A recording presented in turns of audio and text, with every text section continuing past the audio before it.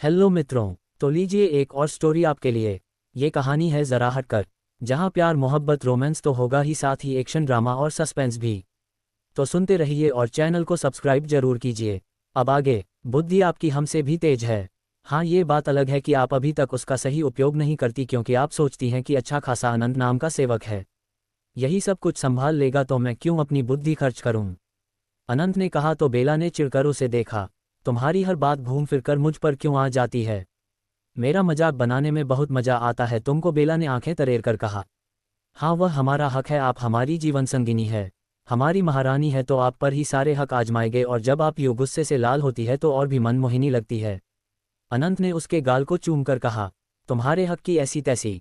अगर अगली बार मुझ पर या मेरी बुद्धि पर कोई भी मजाक बनाया ना, तो समझ लेना पूरे 1 महीने तक अपने कक्ष के अंदर प्रवेश नहीं करने दूंगी तुम्हें, बेला ने फुल एटीट्यूड के साथ कहा। तो अनंत खिलखिला उठा।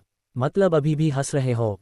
बेला बोली। ला, हमें आप प्रवेश नहीं करने देंगी अपने कक्ष में, तो क्या आप हमारे बिना एक दिन भी सो पाती हैं? 1 महीने कैसे सोएंगी हमारे बिना? अनंत ने प्यार से उसे बाहों में लेकर कहा। तो बेला ने उसके सीने से सिर छिपा लिया। कुछ दिन बाद वरुण भेड़िया समुदाय की सीमा पर नजर रखते घूम रहा था कि तभी जंगल के बाहर की एक गुफा पर नजर गई। यहाँ कौन है? वरुण ने सोचा और गुफा की तरफ बढ़ गया। अंदर जाकर देखा तो वहां एक बुजुर्ग भेड़िया था और उसके पास में एक युवा लड़की बैठी हुई थी। वरुण ने ध्यान से देखा तो उसकी आंखें बड़ी हो गई। वैशाली, तुम यहाँ पर? वरुण ने कहा। तो उस लड़की वैशाली ने पलटकर देखा। कौन है आप और हमसे क्या काम था? वैशाली ने कहा। वैशाली मैं हूँ, वरुण भूल गई मुझे? वरुण बोला। तो वैशाली ने आंखें बड़ी पर उसको देखा और अगले ही पल बाहर आए और एकदम से उसके सीने से लग गई। वरुण की सांस अंदर की अंदर और बाहर की बाहर रह गई और धड़कन इतनी तेज हो गई कि मानो दिल अभी उछलकर बाहर आ जाएगा। वैशाली, वरुण की बचपन की साथी और पहला प्यार। वरुण, आ गए तुम? कब से तुम्हारा इंतजार कर रही थी। भूल ही गए तुम तो अपनी बचपन की साथी को? वैशाली भावुक हो गई। नहीं, मैं भूला नहीं हूँ वैशाली। देखो, मैंने तो पहचान लिया था, पर अब इतने वर्षों पश्चात तुम्हें देखा है तो एक पल को समझ नहीं पाया कि तुम कौन हो। वरुण ने कहा। मैं आज की बात नहीं कर रही हूँ, मैं उन वर्षों की बात कर रही हूँ जिन वर्षों में तुमने एक बार भी मेरी सुध नहीं ली। मैं जानती हूँ कि तुम देवराज के विशेष सेवक हो, उनके मित्र हो, पर इसका मतलब ये तो नहीं कि अपनी बचपन की साथी को तुम इस तरीके से भुला दो। तुम्हारे इंतजार में बरसों से इस गुफा में रहती हूँ कि कभी तो तुम आओगे और मुझे अपने साथ लेकर जाओगे। वैशाली बोली। वैशाली, अब समय बदल गया है, तुम आज भी उसी बात को लेकर बैठी हो। वरुण ने कहा। समय कितना भी बदल जाएगा, पर क्या प्रेम बदल सकता है? तुमने वादा किया था मुझसे कि तुम हमेशा मेरा साथ दोगे और मुझे अपनी जीवन संगिनी बनाओगे। उस एक वादे के लिए मैं बरसों से तुम्हारा इंतजार कर रही हूँ। माँ नहीं रही और अब पिताजी भी अपनी अंतिम सांसें गिन रहे हैं, पर फिर भी मैं सिर्फ और सिर्फ तुम्हारा इंतजार कर रही हूँ। वैशाली ने अपने आंसू पोंछते हुए कहा। कौन है बेटा? तभी अंदर से आवाज आई तो वैशाली वरुण का हाथ पकड़कर अंदर लेकर चली गई। पिताजी, यह है वरुण। मैं कहती थी ना एक दिन यह जरूर वापस आएगा, और देखो आ गया आपकी वैशाली को लेने के लिए। वैशाली ने कहा। तो उस बूढ़े भेड़िए की आंखों में आंसू आ गए। पगली है मेरी बेटी और दीवानों की तरह चाहती है तुमको। बरसों बीत गए पर आज तक इसने किसी और को अपने जीवन में स्थान नहीं दिया, सिर्फ तुम्हारे इंतजार में ही एक एक पल गिन रही है, उस भेड़िए ने कहा। तो वरुण उसके पास बैठ गया और उसके हाथ के ऊपर हाथ रख दिया। मेरे जीवन का तो अब कोई भरोसा नहीं है, अंतिम समय आ गया है, पर अब तुम आ गए हो तो मैं चिंता मुक्त होकर अपने प्राण त्याग सकूंगा। वैशाली का ख्याल रखना बेटा, इसका इस दुनिया में तुम्हारे अलावा कोई भी नहीं है। बूढ़ा भेड़िया बलिया बोला। जी मैं। वरुण अभी बोल ही रहा था कि तभी उस भेड़िए के प्राण निकल गए। वैशाली की आंखों से आंसू निकलने लगे। वरुण ने उसके सिर पर हाथ रख दिया तो वैशाली वापस से उसके सीने से लगकर रोने लगी। चलो अब तुम, मैं यहाँ पर नहीं रहने दूंगा तुमको।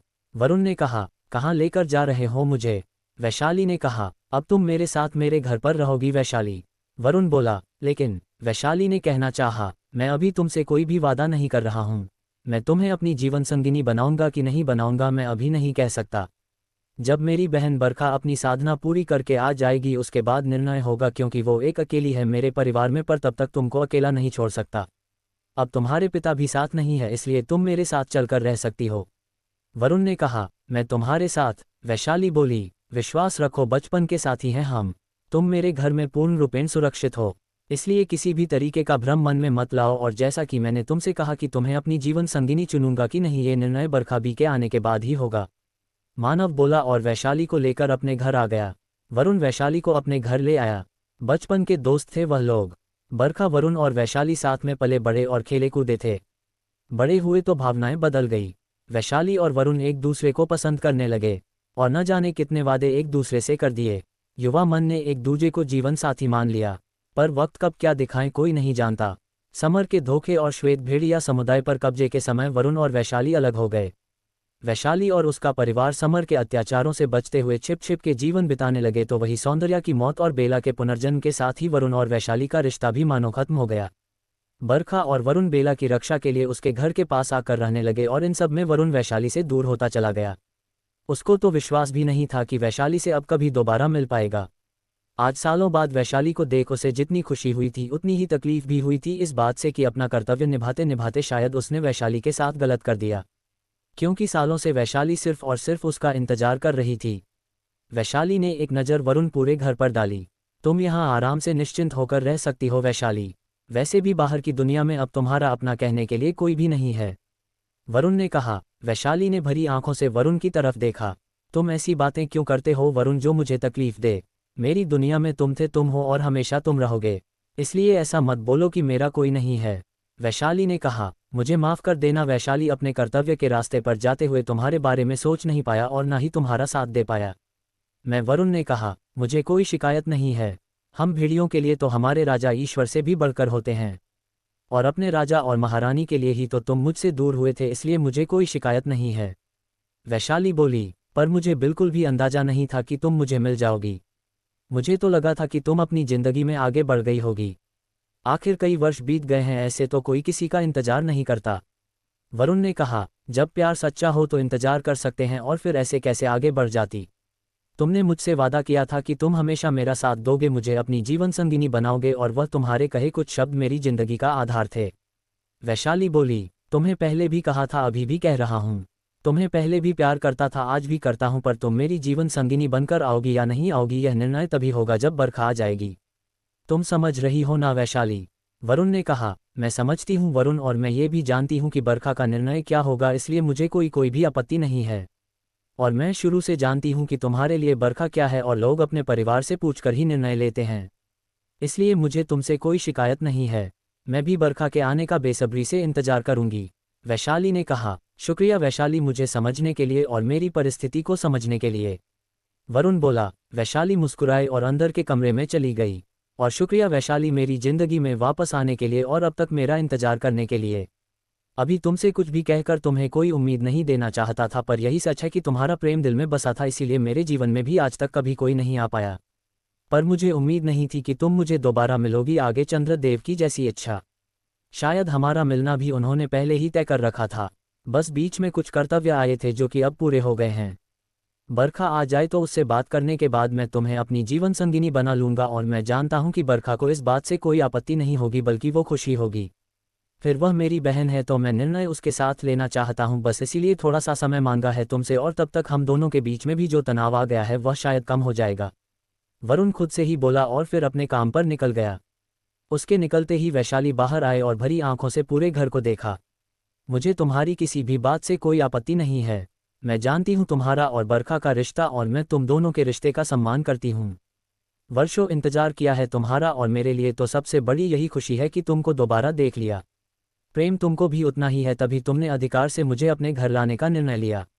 आज घर लाए हो तो कल जीवन में भी स्थान दोगे, और मैं उस पल का इंतजार करूंगी। आगे भी चंद्रदेव का आशीर्वाद रहा तो हमारा मिलन अवश्य होगा, वैशाली खुद से बोली। जानती हूँ मैं, अगर मैंने बरसों इंतजार किया है तो मेरी यादों में तड़पे तो तुम भी हो, तभी तो इस घर में किसी और की उपस्थिति के निशान नहीं है, मतलब कि तुम भी आज तक सिर्फ और सिर्फ मेरा इंतजार कर रहे थे। अब आज लगता है कि मेरा इंतजार और मेरा सब्र सफल हो गया, और चंद्रदेव का आशीर्वाद भी मुझे जरूर मिलेगा और तुम मेरे हो जाओगे, वैशाली खुद से ही बोली। आसान नहीं था इतने वर्षों तक तुमसे दूर रहना और एक एक पल तुम्हारा इंतजार करना, पर मुझे मेरे प्रेम पर विश्वास था, और फिर जब दिल में तुम बसे हुए थे तो किसी और को स्थान देना तो मुमकिन ही नहीं था। अब तो बस बरखा का इंतजार है, बरखा आ जाए और हम दोनों के रिश्ते को स्वीकृति भी दे दे तो एक खूबसूरत संसार बसाऊंगी मैं भी तुम्हारे साथ, जिसके सपने वर्षों तक देखे हैं मैंने सोती जागती आंखों से। समय धीरे धीरे आगे बढ़ रहा था। वैशाली और वरुण के बीच में भी सब कुछ ठीक हो रहा था। दोनों अक्सर ही बैठकर बातें करते रहते हैं और एक दूसरे से शिकायतें भी करते रहते। वर्षों की शिकायतें और जिले शिकवे उन दोनों के बीच जमी बर्फ को पिघला रहे थे और एक बार फिर रिश्ते को नई ताजगी और मजबूती दे रहे थे। वरुण के घर में कोई लड़की आकर रह रही है, ये बात देवराज और बेला को भी पता चल चुकी थी। अनंत ने वरुण को मिलने के लिए अपने महल बुलाया। जी महाराज, आपने मुझे बुलाया। वरुण ने आकर प्रणाम किया और फिर अनंत से कहा, हाँ हमने बुलाया था आपको क्योंकि कुछ जरूरी बात करनी थी। अनंत बोला और बेला की तरफ देखा। बेला ने पलकें झपकाईं और बोलने को कहा, वरुण आप हमारे सेवक होने के साथ साथ मित्र भी हो, ये बात आप जानते हो। अनंत बोला, जी महाराज। वरुण बोला, और जब से रीमा गई है आपको हमने अपना भाई भी माना है। अनंत ने कहा तो वरुण ने उसकी तरफ देखा। जी महाराज, मैं जानता हूं कि आप मुझे अपना मित्र मानते हैं और अपना भाई भी मानते हैं, पर मुझसे कोई भूल हुई क्या महाराज जो आप इस तरह से बातें कर रहे हैं। अरुण बोला, आपसे भूल नहीं हुई है वरुण, पर हमें लगता है भूल हमसे हुई है। तभी हमारे मित्र और हमारे भाई ने हमसे इतनी बड़ी बात छुपाए और बताना भी जरूरी नहीं समझा। अनंत ने कहा, किस बारे में बात कर रहे हैं आप महाराज, मैं समझा नहीं। वरुण बोला, यही कि आपके घर में एक मादा भेड़िया आकर रह रही है और आपने अब तक हमें उनके बारे में बताया नहीं है। उनसे आपका क्या संबंध है, इस बारे में हमसे कोई चर्चा नहीं की। अनंत ने कहा तो वरुण के चेहरे पर हल्की सी मुस्कुराहट आई और फिर उसने अनंत की तरफ देखा। जब महाराज को सब बात की खबर है फिर भी इस तरीके का सवाल मुझसे क्यों। वरुण ने कहा, खबर रखना महाराज का काम है पर सवाल करना एक मित्र और भाई का अधिकार। हर किसी पर नजर रखते हैं हम, पर इसका मतलब ये तो नहीं कि आप हमसे बातें छुपाने लगे। अनंत बोला, बिल्कुल ठीक कह रहे हैं अनंत, ये तो आपने ठीक नहीं किया वरुण भैया। अनंत का तो छोड़ो, आपने तो मुझे भी नहीं बताया, भूल गए कि मैं भी आपकी बहन हूँ। राखी का रिश्ता है हमारा। भाभी घर में ले आए और अपनी बहन को बताना भी जरूरी नहीं समझा। बेला ने शिकायत की, माफी चाहूंगा महारानी और महाराज, पर ऐसा कुछ भी नहीं है। वह अभी आपकी भाभी नहीं बनी है, हमारा उनसे कोई संबंध अभी नहीं है। वरुण ने कहा तो बेला में आंखें छोटी करके उसे देखा। बातें बनाना बिल्कुल आपने अनंत से सीखी है। अगर कोई संबंध नहीं है तो भी तो फिर आप किस हक से उन्हें अपने घर में रखे हुए हैं। बेला ने कहा तो वरुण कुछ पल के लिए खामोश हो गया। हम आपके जवाब का इंतजार कर रहे हैं वरुण, बताए हमें किस हक से आपने उन्हें अपने घर में रखा हुआ है। अनंत ने कहा, महाराज वैशाली और मैं बचपन के दोस्त हैं। बड़े होते होते तक दोनों एक दूसरे से प्रेम करने लगे। इससे पहले हमारा प्रेम किसी रिश्ते में बंधा था, जिम्मेदारियों के चलते महारानी बेला की सुरक्षा के लिए हम यहाँ से दूर शहर चले गए। यहाँ का पूरा कायापलट हो चुका था, श्यामल भेड़िया साम्राज्य आ गया था, उन्होंने कई परिवारों को खत्म कर दिया। इस बीच में मुझे लगा कि शायद वैशाली है और उसका परिवार भी अब या तो बचा नहीं होगा या वैशाली अपने जीवन में आगे बढ़ गई होगी किसी और का हाथ थामकर। तो मैंने भी उसे भूल जाना ही बेहतर समझा और अपने कर्तव्य पथ पर लगा रहा। वरुण बोला। अनंत और बेला ने एक दूजे को देखा। अभी कुछ दिनों पहले ही मुझे वैशाली वापस मिली और उसने मुझे बताया कि वह भी अब तक मेरा इंतजार कर रही थी।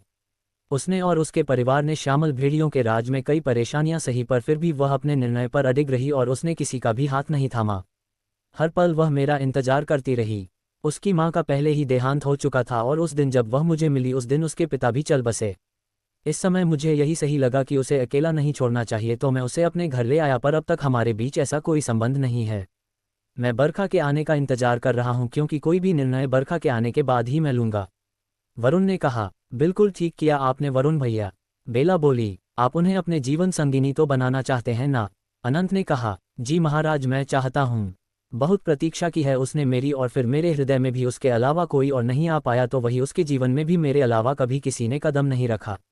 वरुण बोला। जब इतना गहरा प्यार है और इतना लंबा इंतजार है तो उसका फल मिलना तो बनता है ना वरुण भैया। फिर आप इस इंतजार में क्यों है कि बरखा आए तब आप निर्णय ले? बरखा को कोई आपत्ति नहीं होगी, मैं जानती हूँ। आप उन्हें अपना लीजिए और उनके इंतजार को खत्म कीजिए। बेला बोली। मैं भी जानता हूँ महारानी की बरखा को कोई भी आपत्ति नहीं होगी, पर फिर भी यह एक बहन का हक है। मैंने वैशाली को संरक्षण दे दिया है, वह मेरे घर में सुरक्षित हैं। मैं उनका पूरा ध्यान रखता हूँ, बस एक बार बरखा आ जाए तो हमारे रिश्ते पर आखिरी मुहर भी लगा दूंगा। वरुण बोला। ठीक है, जैसा आप उचित समझें। वैसे भी बरखा को वापस आने में अब ज़्यादा समय नहीं बचा। हम बहुत खुश हैं आपके लिए वरुण, और चंद्रदेव से प्रार्थना करेंगे कि अब कभी आपके जीवन में संघर्ष न आए। अनंत ने कहा। वरुण ने दोनों को प्रणाम किया और वहां से चला गया। एक और अधूरी प्रेम कहानी पूरी होने को है, बेला ने अनंत के गले में बाहें डालकर कहा। अब तो हमें ऐसा लगता है कि हमारे चारों तरफ सिर्फ और सिर्फ प्रेम कहानियां ही चल रही है। अनंत ने भी उसी अंदाज में कहा। तो प्रेम से बढ़कर और प्रेम से ज्यादा तो कुछ होता भी नहीं है। हर कुछ प्रेम से शुरू होकर प्रेम पर ही खत्म होता है अनंत। नफरत की शुरुआत भी प्रेम है तो भय की भी। समाज भी प्रेम से बनता है और दुनिया भी। बेला बोली, अंत भी प्रेम है और आरंभ भी प्रेम ही है। प्रेम में पड़कर जीव खुद भी मिट सकता है तो दूसरे को भी मिटा सकता है। प्रेम अध्यात्म भी है तो अपराध भी। अनंत बोला, प्रेम है तो सब कुछ है, प्रेम नहीं तो कुछ भी नहीं। हर रिश्ते का आधार प्रेम है। बेला बोली, आप सही कह रही हो बेला। प्रेम नहीं है तो जीवन में कुछ भी नहीं है, इसलिए तो हम आपको इतना प्रेम करते हैं। अनंत ने बेला के लबों को चूमते हुए कहा, और मैं भी तुमको बेहद चाहती हूँ अनंत। I love you. बेला उससे लिपटते हुए बोली तो अनंत मुस्कुरा उठा। मैंने मुस्कुराने को नहीं कहा है, मेरे आई लव यू का जवाब दो, समझे तुम। बेला ने कहा तो अनंत ने उसे बाहों के घेरे में कस लिया। आई लव यू टू मेरी जान बेला, अनंत ने कहा तो बेला मुस्कुरा उठी।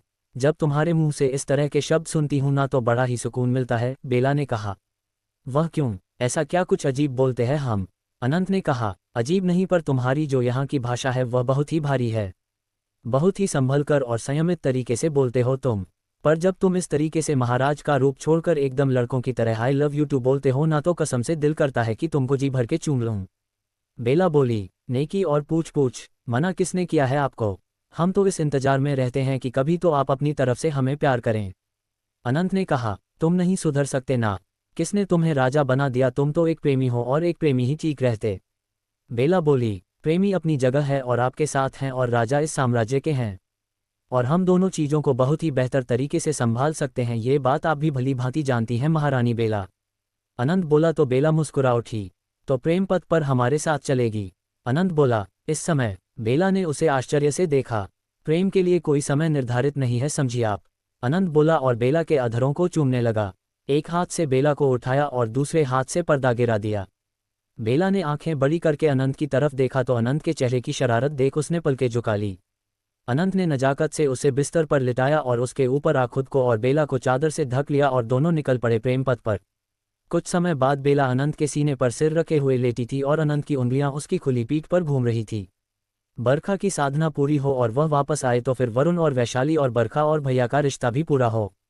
कई बार मोमदेव से बात हुई है और वह अक्सर ही भैया और बरखा के बारे में पूछती हैं। इन दिनों भैया की भी उनसे बात कम होती है। अब तो मुझे समझाना भी मुश्किल पड़ रहा है, तो मैंने उनसे कह दिया है कि भैया भी बरखा के पास ही चले गए हैं उससे मिलने के लिए और जल्दी आएंगे। बेला बोली, आपने ठीक किया बेला, हम भी अब उसी पल का इंतजार कर रहे हैं जब सब कुछ सही हो और हम शहर जाकर बरखा मानव भैया का रिश्ता पूरा करवाएं और साथ ही यहाँ पर वरुण और वैशाली के रिश्ते को भी पूर्णता मिले। अनंत ने कहा, मम्मी और पापा से भी मिले हुए काफ़ी समय हो गया है। मम्मी से बात हुई थी मेरी, वह भी बहुत याद कर रही है मुझे और तुमको। बेला बोली, हाँ बस एक बार यहाँ का काम खत्म होगा तो हम सभी एक साथ चलेंगे शहर और इस बार काफ़ी लंबा रुक कर पाएंगे मम्मी पापा के पास। अनंत बोला, अनंत क्या हमेशा हम इसी तरीके से करते रहेंगे? मतलब इस जंगल में भी रहेंगे और शहर में भी रहेंगे, और उन लोगों को कभी पता नहीं चलेगा कि हम असली में हम भेड़िए हैं। बेला ने कहा, कुछ बातें ना ही पता चले तो बेहतर होता है, और जितने लोगों को पता है उतना काफ़ी है। पापा को पता है, मानव भैया को पता है, इन दोनों के अलावा हम अब और किसी को नहीं बता सकते।